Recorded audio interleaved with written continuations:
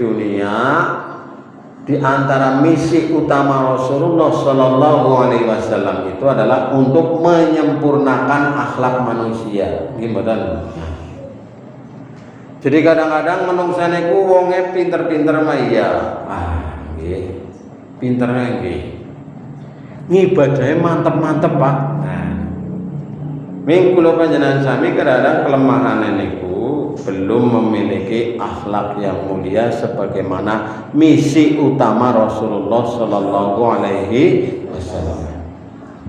Innama bu'itsu liutammima makarimal akhlak. Tidaklah aku diutus kecuali untuk menyempurnakan akhlak manusia. Dan akhlak ini menjadi sesuatu yang kemudian Nabi itu dihargai, dihormati, disegani oleh semua pihak, termasuk oleh orang-orang kafir, apalagi oleh orang Islam, para sahabat. Ini menghargai karena akhlak Rasulullah Sallallahu Alaihi Wasallam. Sehingga Allah memberikan sebutan yang sungguh luar biasa kepada Nabi Muhammad, wa innaka la'ala khuluqin adzim. Sesungguhnya engkau ini memiliki akhlak yang agung, yang mulia. Menungsa di alam nangaring Gusti Allah, luar biasa.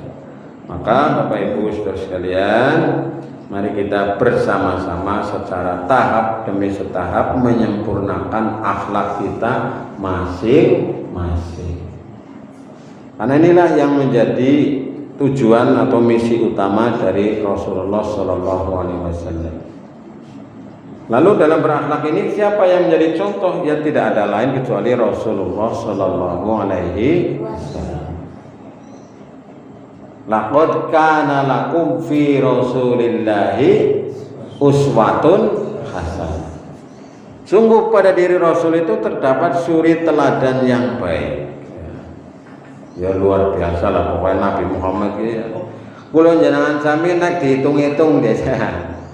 Kanan-kanane ngitung-ngitung. Ge perintah Gusti Allah, perintah dawuh Kanjeng Nabi ku misalnya dianggap 100%. Kula panjenengan sami wis nglampahi kira-kira pirang persen. Nah, niku ora wae dewek-dewek. Apa ya nek para sahabat kan akeh sing mendekati mungkin nggih para sahabat.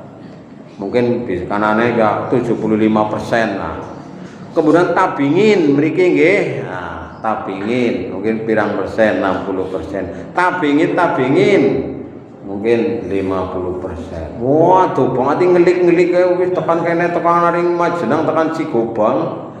Sing wis 1400 tahun lebih pirang persen kula panjenengan sami mencontoh kepada Rasulullah Sallallahu Alaihi Wasallam. Aduh melah meluk nggih. Makanya kula panjenengan sami mangkane berusaha mencontoh kepada akhlak Rasulullah Sallallahu Alaihi Wasallam. Kenapa kita harus berusaha mencontoh? Karena yang pertama Rasulullah menempatkan menyempurnakan akhlak yang mulia ini sebagai pokok risalah. Tadi saya sampaikan dalam hadis riwayat Baihaqi, innama bu'itsu liutammima makarimal akhlak. Sesungguhnya aku diutus untuk menyempurnakan akhlak yang mulia. Ampun nggih, yang pertama.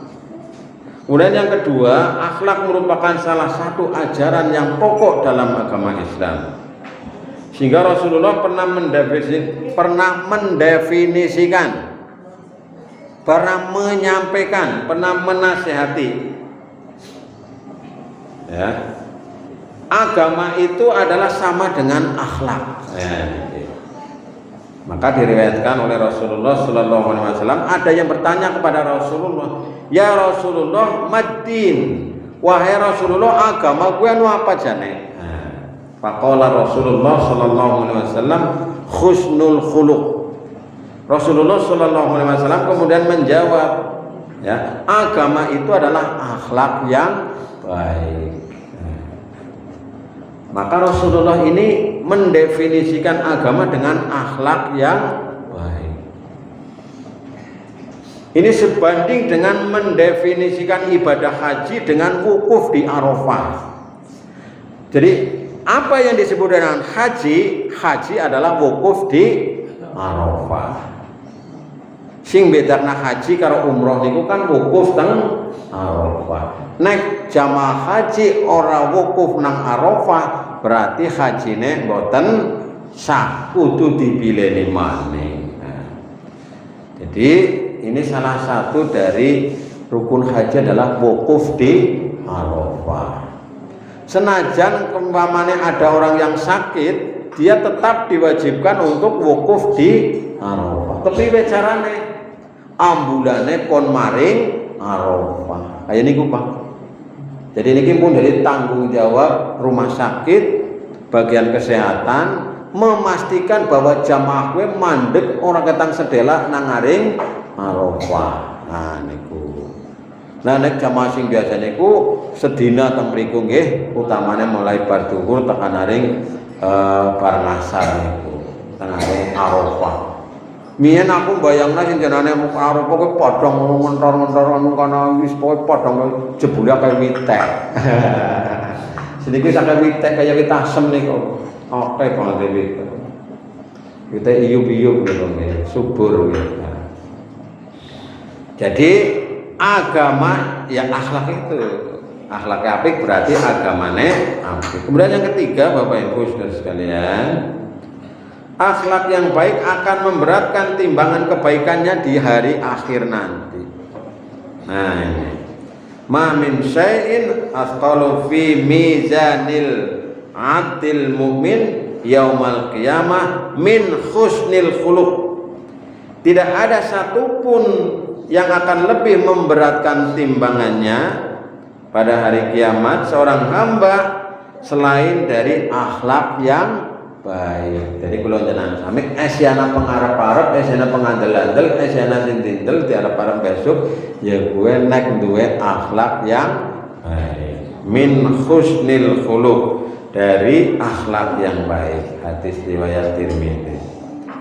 Dan orang yang paling dicintai ini kata Rasulullah, yang dekat dengan Rasulullah Sallallahu Alaihi Wasallam nanti adalah yang memiliki akhlak yang baik. Sebagaimana hadis dari Abdullah bin Umar yang menyatakan bahwa aku mendengar Rasulullah Sallallahu Alaihi Wasallam, maukah kalian aku beritahu siapa di antara kalian yang paling aku cintai dan paling dekat tempatnya dengan aku nanti di hari kiamat. Beliau kemudian mengulangi pertanyaan itu 2 kali atau bahkan 3 kali. Lalu sahabat menjawab, tentu Rasulullah yang lebih tahu. Kemudian Nabi menjawab, Nabi menyampaikan, qala ahsanukum khuluqan. Yaitu orang yang nanti dekat dengan Nabi pada hari kiamat nanti, yaitu orang yang paling baik akhlaknya di antara kalian. Niki di antara gandeng sampun cuma wis di antara akhlak terhadap makanan adalah kita menyantapnya. Panganan ora dipangan dideleng natok yo. Emane-eman nggih. Silakan. Nah, makan kan ada akhlaknya. Bismillahirrahmanirrahim. Ya minimal bismillah. Allahumma barik lana fima razaqtana wa qina adzabannar. Enak banget lah ya pengajian. Paling akeh panganane nang kene lah. Kula sering nge-share pada gumunen ngope panganane. Kula cek foto niku sing teng ajeng. Men kon pada semangat ini pada nonton pengajian wis gratis, mangane enak nggih. Ayem banget lah. Jane kon jenengan pengajian kon bayar ya 50.000-an. Kalau nate pengajian bayar 50.000-an nang Purwokerto. Mung Purwokertone kan wis bayar, mlebune bayar 50.000. Gratis. Dia nek ditambahi maning sing mangkat pengajian baline udah amplop 1.000-an. Wah. Tambah kebek ya. Bisa pasang belandongan. Iya. Ya ngarana sing arep gue ya orang nolak ya. Ya untuk memotivasi hadiah. Nah Bapak Ibu saudara sekalian, yang keempat Rasulullah menyampaikan bahwa yang menjadikan baik buruknya akhlak seseorang sebagai ukuran kualitas imannya. Nah, jadi imannya kuat karo ora gue diukur sakangaring akhlaknya. Akmalul mu'minina imanan ahsanuhum khuluqa. Orang mukmin yang paling sempurna, paling baik imannya adalah yang paling baik akhlaknya. Jadi Rasulullah sallallahu alaihi wasallam wis paring pangandikan. Imane kuat, akhlaknya mesti kudune apik. Akhlaknya apik kuwi tandane imane kuat. Maka diantara akhlak yang Rasulullah sampaikan itu adalah memiliki rasa malu. Memiliki rasa malu. Malu untuk apa? Malu berbuat maksiat, malu berbuat dosa, malu meninggalkan perintah Allah Subhanahu wa taala, atau malu untuk melaksanakan apa yang dilarang oleh Allah Subhanahu wa taala. Al-haya'u wal imanu qarna'u jami'an. Rasa malu dan iman itu sebenarnya berpadu menjadi satu. Iman karo rasa malu menjadi satu. Fa idza rafa'a ahaduhuma rafa'al akhar. Apabila lenyap salah satunya, maka hilang pulalah yang lainnya. Jadi rasa malu dan iman itu berjalan seiring seperti dua sisi mata uang.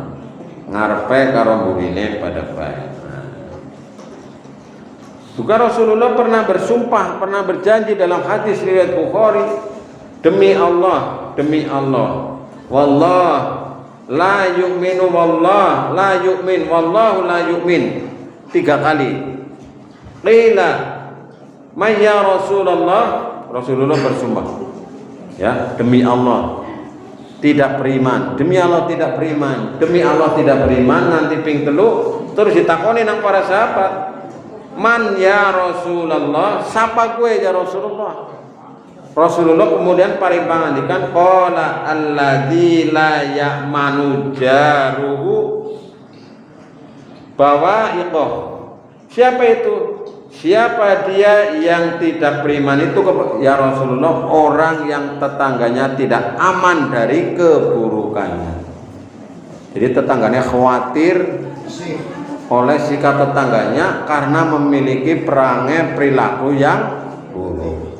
Misalnya, mohon maaf, misalnya ada kebiasaan ngambil dan lain sebagainya, kebiasaan rumpi, rasani dan lain sebagainya, kebiasaan menggeser-geser dan lain sebagainya. Nah, sehingga orang yang beriman itu adalah yang bisa menjaga lisannya, menjaga perkataannya, menjaga perbuatannya untuk memberikan rasa aman kepada orang lain. Maka Rasulullah pernah menyampaikan bahwa man kana yu'minu billahi wal yaumil akhir falyaqul khairan au liyasmut. Wa man kana yu'minu billahi wal yaumil akhir falyukrim jarahu. Wa man kana yu'minu billahi wal yaumil akhir falyukrim dhaifah. Barang siapa yang beriman kepada Allah dan hari akhir, maka hendaklah dia berkata yang baik, atau kalau tidak bisa lebih baik diam. Barang siapa yang beriman kepada Allah dan hari akhir, maka hendaklah dia memuliakan tetangganya. Sami memuliakan tetangganya. Kemudian yang ketiga, barang siapa yang beriman kepada Allah dan hari akhir, hendaklah dia memuliakan tamunya. Nah, ini diantaranya. Maka inilah kemuliaan Rasulullah menjadikan baik buruknya akhlak seseorang itu sebagai salah satu tanda indikator keimanan seseorang kepada Allah Subhanahu wa ta'ala. Lalu yang kelima, Bapak Ibu Saudara sekalian, Islam menjadikan akhlak yang baik sebagai bukti dan buah dari ibadah kepada Allah. Maka dalam Al-Quran surat Al-Ankabut ayat 45 Allah menyampaikan wa aqimis sholah inna sholata tanha anil fahsai wal munkar. Dan dirikanlah sholat, sesungguhnya sholat itu mencegah dari perbuatan keji dan mungkar.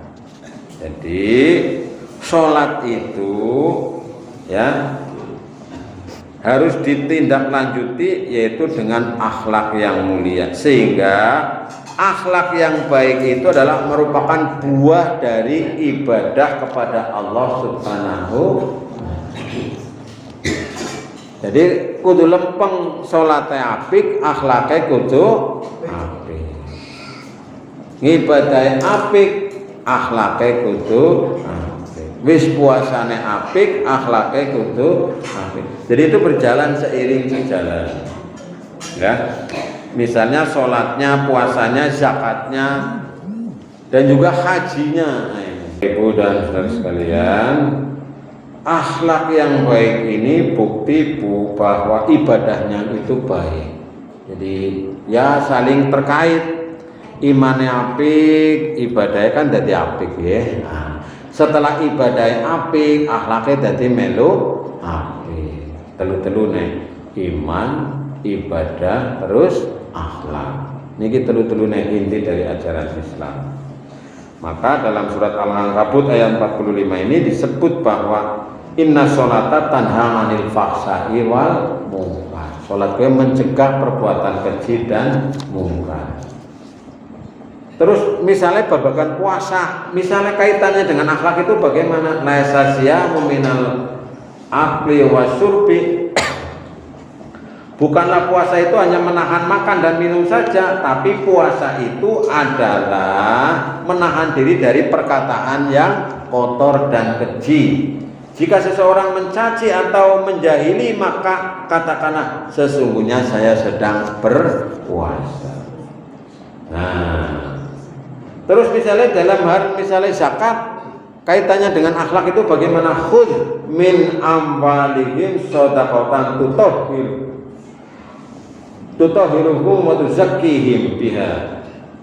Ambillah zakat dari sebagian harta mereka, dengan zakat itu kamu bersihkan, kamu membersihkan dan menyucikan jiwa mereka. Nah, tutahhiruhum wa tuzakkihim biha.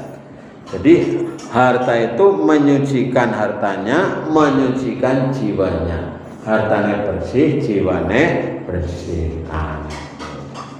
Niki bagi yang sudah memenuhi batas nisab dan haul. Kulo sering zakat niku anu zakate kulo otomatis sih potong gaji, potong bayaran, potong gaji ya. Begitu duit mlebu pindah rekeningnya kan biasanya. Kalingane zakate arep